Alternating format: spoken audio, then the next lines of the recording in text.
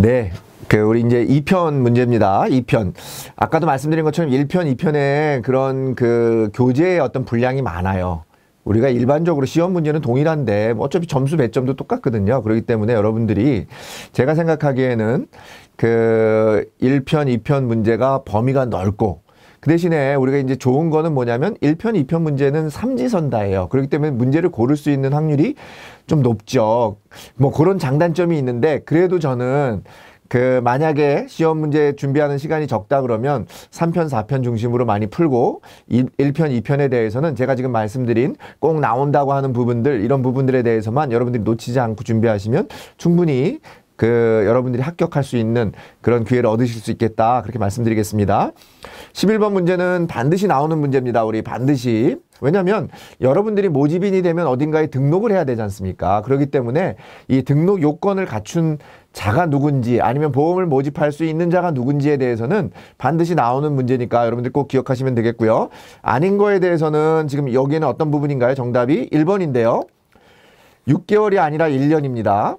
여러분들이 제3보험 뒤편에 4편에 나오는 제3보험 설계사 등록도 마찬가지지만 우리가 기본적으로 여러분들이 등록 요건을 갖춘 자가 되기 위해서는 보험 업계, 생명보험 관계 업무 경력이 최근 3년 이내에 여기 나와 있는 것처럼 3년 이내에 1년 이상 된 자가 그 조건에 해당합니다. 여기 나와 있는 것처럼 나머지는 우리가 연수 과정을 이수한 경우나 다 마찬가지로 다 1년 이내인 과정이어야 됩니다.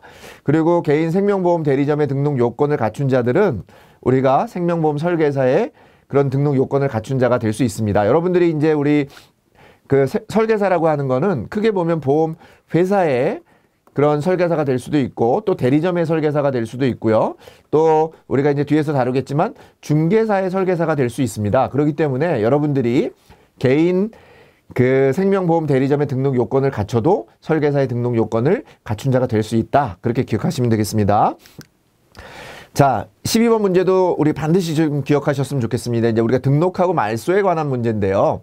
우리가 이제 이 부분에 대해서는 가장 시험 문제에 많이 나오는 부분은 등록 말소에 대해서 원칙이 있는 거예요. 등록이라고 하는 것은 여러분들이 말소라고 하는 건 내가 이미 영업을 하다가 내가 이제 그만하겠습니다. 이런 거니까 그거는 여러분들이 말소를 담당하는 기관, 어디가 되냐면은 우리가 원래 위원회인데 금융위원회에서 하는 부분을 위탁받아서 지금 하고 있거든요. 누가? 생명보험협회가 하고 있습니다. 그래서 여러분들이 생명보험협회에 말소 같은 경우는 직접 신청할 수 있어요. 그런데 등록이라고 하는 건 여러분들이 시작도 하기 전에 가가지고 그 많은 사람들을 생명보험협회에서 여러분들 업무를 처리해 줄 수가 없습니다. 상식적으로 생각해 보시면. 그렇기 때문에 등록이라고 하는 것은 반드시 보험회사가 하게 돼 있습니다. 그러니까 여기 나와 있는 것처럼 1번 문제가 틀렸는데요. 보험 설계사의 등록은 보험협회 홈페이지를 통해서도 가능하다? 아닙니다. 반드시 보험회사를 통해서 보험협회에 등록할 수 있다. 이렇게 돼 있고요. 당연히 아까 말씀드린 것처럼 말소는 여기 나와 있는 것처럼 직접 협회에 방문해서도 신청할 수 있다. 꼭 기억하시면 좋겠습니다. 이 문제는 우리가 자주 출제되는데요. 1번, 2번 지문이 계속해서 반복 출제되고 있으니까 여러분들이 그런 부분에 대해만 조금 더 신경 쓰시면 충분히 여러분들이 문제를 고르실 수 있겠다. 그렇게 말씀드리겠습니다. 자, 13번 문제인데요. 이제 개인 보험 대리점하고 보험 중개사 영업 보증금에 대한 문제인데 이 문제는 자주 출제되는 문제는 아니지만 우리가 이렇게 생각해 보면 좋을 것 같습니다. 보험 중개사 같은 경우는 독립이에요. 우리가 기억해야 되는 단어가 뭐냐면 키워드가 보험 중개사는 독립입니다. 그러니까 보험회사에도 소속되어 있지 않은 거예요. 저 대리점에도 소속되어 있지 않은 겁니다. 그러나 보험 대리점은 누구하고 같이 항상 쫓아다니는 거냐면 보험회사하고 쫓아다닙니다. 그죠? 그러니까 독립이니까 독립된 사람들의 예탁 보증금을 누가 돈을 받겠습니까? 보험회사가 받을 수가 없잖아요. 독립이니까. 이거는 우리가 금융감독원에서 받을 수밖에 없습니다. 그렇게만 기억하시면 돼요. 그러니까 개인 보험 대리점 같은 경우는 예탁금을 보험회사에다가 여러분들이 납부를 하시면 되고요. 보험 중개사 같은 경우는 금융감독원에 납입을 하시면 된다. 그리고 개인 보험 대리점 같은 경우에는 우리가 1억, 법인 보험 대리점 같은 경우에는 3억 원 한도 내에서 납입을 하면 된다. 이렇게 기억하시면 되고요. 그리고 우리가 이 보험 대리점은 반드시 모든 보험 대리점은 영업 보증금을 예탁해야 된다? 틀린 지문이죠. 그죠? 모든 보험 대리점이 아니라 금융기관 보험 대리점은 그 영업보증금을 예탁하지 않습니다. 왜냐하면 금융기관 보험 대리점 자체가 신뢰할 수 있기 때문에 금융기관의 보험회사에다가 굳이 영업보증금을 예탁할 필요가 없겠죠. 그래서 여러분들이 제가 지금 말씀드린 부분까지 같이 이 부분에 대해서 기억하시면 좋겠습니다. 자, 14번 질문입니다. 우리가 이제 은행의 보험 상품 판매 사례로 이제 잘못된 거, 이게 이제 은행의 보험 상품 판매라는 게 아까 제가 조금 전에 말씀드린 것처럼 금융기관 보험 대리점입니다. 우리가 이제 그 은행이라고 하는 게 영어로 뱅크고요. 이제 보험이라고 하는 게 인슈어런스인데요. 그래서 요 뱅크하고 인슈어런스를 합친 프랑스 언어가 방카슈랑스입니다. 그래서 이제 이거는 뭐냐면 보험회사가 아닌 아까 말씀드린 것처럼 금융기관 보험 대리점이 보험 상품을 판매할 수 있도록 허용을 하고 있는데요. 이 사람들이 그냥 다 나가서 보험 판매를 하면 누구한테 불리합니까? 보험회사에게 불리하겠죠. 그렇기 때문에 그 금융기관 내에서만 판매를 해라 이렇게 돼 있습니다. 금융기관 보험 대리점이라고 하는 그런 것들을 허가 내주고 있는데 그런 허가 낸 곳에서만 판매를 해라 이렇게 돼 있습니다. 그러니까 여기 나와 있는 것처럼 틀린 거 뭐가 되겠습니까? 1번이 틀렸죠. 왜냐하면 은행 밖에서는 하면 안 되는 거죠. 밖에서는 모집을 절대 할 수 없다. 그리고 이게 보험회사하고 경쟁을 하는 거니까 판매 인원에도 제한을 둬서 반드시 2인 이하로만 해놓게 돼 있습니다. 2인 이하 그렇게 되어 있고요. 여기 나와 있는 것처럼 상담 창구를 안내하는 건 당연히 그 적법한 행위고요. 조금 전에 말씀드린 것처럼 대신에 보험 상품도 판매할 수 있는 것들을 제한하고 있어요. 그냥 다 팔면 누구한테 불리합니까? 보험회사한테 불리하기 때문에 이게 일부 금융기관의 장점으로 허용을 해준 거기 때문에 그런 어떤 혜택을 준 거기 때문에 보장성 보험이나 이런 보험들을 판매할 수 없도록 되어 있습니다. 그래서 금융기관 보험 대리점은 보장성 보험의 하나인 종신보험을 판매할 수 있다? 판매할 수 없다. 그런 지문까지도 같이 기억하시면 좋겠습니다. 자, 15번 질문인데요. 이 부분은 이제 용어에 대한 부분입니다. 우리 승환계약에 대해서 옳지 않은 거 고르는 겁니다. 승환이라고 하는 게 뭡니까? 내가 기존에 들어있는 보험을 깨고 다른 보험으로 갈아타라 이런 의미입니다. 갈아타라. 우리가 여러분들 뭐 교환, 승차 뭐 이런 것들 합친 용어예요. 그렇기 때문에 승환계약이라고 하는 거에 설명으로 옳은 거 고르는 겁니다. 자, 1번 같은 경우는 어떤 부분이 틀렸냐면 승환계약이라고 하는 거 내가 가족들한테 든 것도 여러분들 가족이니까 내가 가족한테 든 부분에 대해서는 승환계약을 얼마든지 할 수 있겠죠. 내가 뭐 내 배우자한테 들어오는 보험을 깨고 내가 새로 내가 보험 모집을 하고 있으니까 내가 모집하는 거 들어라. 가능하지 않겠습니까? 근데 여기 나와 있는 것처럼 본인, 배우자, 그 다음에 직계 존비속에 대해서만 허용이 되고 있습니다. 그래서 형제 자매에 대해서는 인정하지 않아요. 우리가 이제 항상 얘기할 때 형제 자매는 상속 순위에서도 더 밀려 있지 않습니까?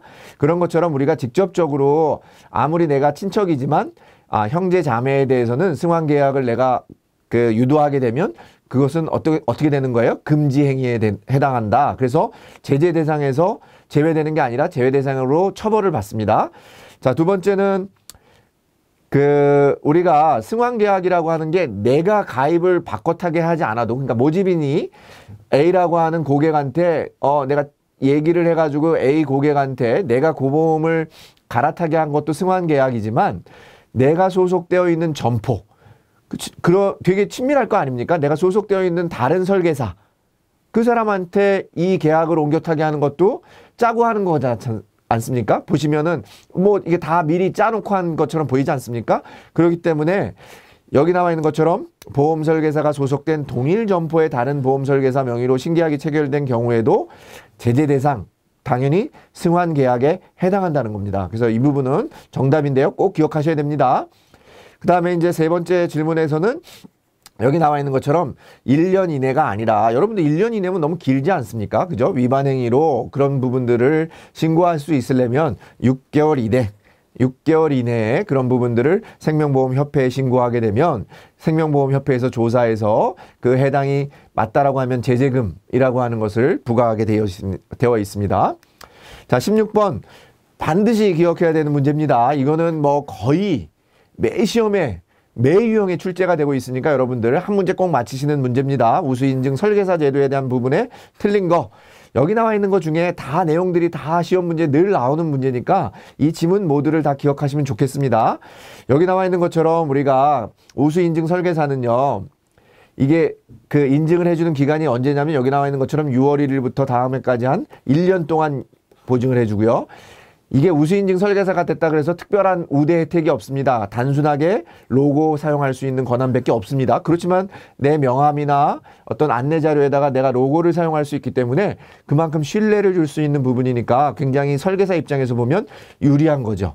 그 다음에 이 우수인증 설계사는 동일 회사에 3년 이상 그리고 개인 설계사하고 반드시 개인 보험 대리점에만 적용이 됩니다. 법인 보험 대리점은 해당 사항 없고요. 개인 보험 대리점에만 적용이 된다. 같이 기억하시면 좋겠고요. 이 생명보험 우수인증 설계사는 어디서 주관하는 거냐면 금융감독원이 아니라 생명보험협회에서 주관을 하게 되고요. 우리 시험 문제 또 가장 많이 나오는 지문 중에 하나는 뭐냐면 이 우수인증 설계사는 민원이나 불안전 판매가 한 건도 없어야 돼요. 0건이어야 된다. 그 기억까지 하시면 여러분들이 충분히 우수인증 설계사에 대해서 여러분들이 충분히 해결할 수 있을 거다. 그렇게 말씀드리겠습니다. 자, 17번 금융분쟁조정위원회에 대한 설명인데 우리가 여기 나와 있는 것처럼 금융분쟁조정위원회라고 하는 것은 여러분들이 이제 우리가 금융감독원에서 조정위원회를 열고 있어요. 근데 이 부분은 여기 나와 있는 것처럼 60일 이내 합의가 아니라 30일 이내 합의가 이루어지지 않으면은 회부할 수 있도록 되어 있습니다. 이거 30일인데 이런 부분 아까 제가 그 출제 경향에서 말씀드린 것처럼 여러분들이 이런 숫자나 그런 기간들 같은 경우는요. 왜 60일은 안 되고 30일이어야 되느냐? 원칙이 없습니다. 그냥 여러분들이 이런 부분들은 외우셔야 된다. 그렇게 기억하시면 좋을 것 같고요.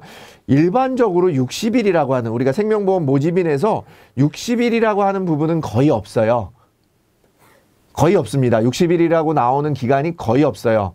15일, 14일, 30일, 뭐 3개월, 6개월, 1년, 뭐 3년, 뭐 이런 부분들은 많이 나오고 있는데 60일이라고 하는 부분은 거의 없다. 그래서 여러분들이 혹시나 기억을 못 하시면 그냥 60일이 나오면 그 지문은 틀린 거다. 이렇게 기억하셔도 저는 뭐 반드시는 아니지만 여러분들이 문제를 푸는 요령 중에 하나는 60일을 그렇게 기억하셔도 좋겠습니다.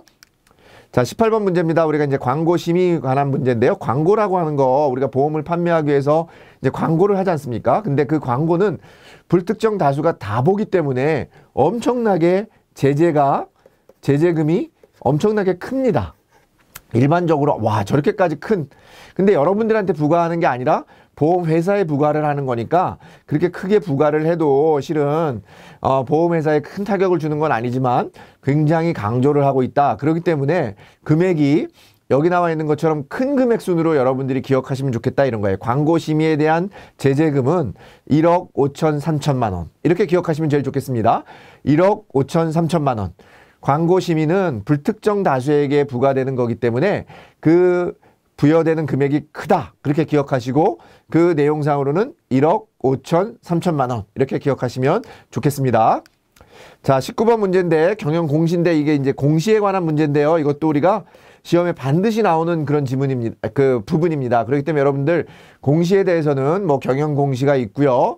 또 우리가 상품 공시가 있고 상품 비교 공시가 있고 기타 공시가 있는데 여러분들이 그 부분에 대해서는 조금 한 번만 쭉 훑어보시면서 기억하시면 충분히 여러분들 맞추실 수 있을 것 같고요. 경영 공시라고 하는 거에 대해서는 여러분들 여기 나와 있는 것처럼 이것도 기간에 대한 문제를 자주 물어보고 있습니다. 언제 이내까지 공시를 해야 되느냐 이 문제하고 또 언제까지 공시를 해야 되느냐 그런 문제가 좀 자주 나오는데요. 통상적으로는 보통 3년까지 우리가 이제 그 내용을 공시 내용을 게시하고 있어야 돼요. 보관하고 있어야 되고 그 다음에 통상적으로 답은 대부분 3개월 이내입니다. 3개월 이내. 근데 우리가 이제 2개월 이내도 공시하는 부분이 있기 때문에 여러분들이 이 부분은 아까 제가 말씀드린 것처럼 어떤 기간에 대한 문제는 여러분들이 좀 기억을 하실 필요가 있을 것 같아요. 기억을 꼭 하시면 좋을 것 같고요. 그래서 우리가 이제 2개월 이내에 공시를 해야 되는 부분이 있고 그 다음에 여기 나와 있는 것처럼 결산 공시는 3개월 이내지만 우리가 다른 임시 공시 같은 경우는 2개월 이내 공시를 해야 된다. 그런 부분들이 있고요. 그 다음에 대부분의 기간은 3년 동안 우리가 공시를 해야 된다. 그 두 가지만 기억하시면 좋을 것 같아요.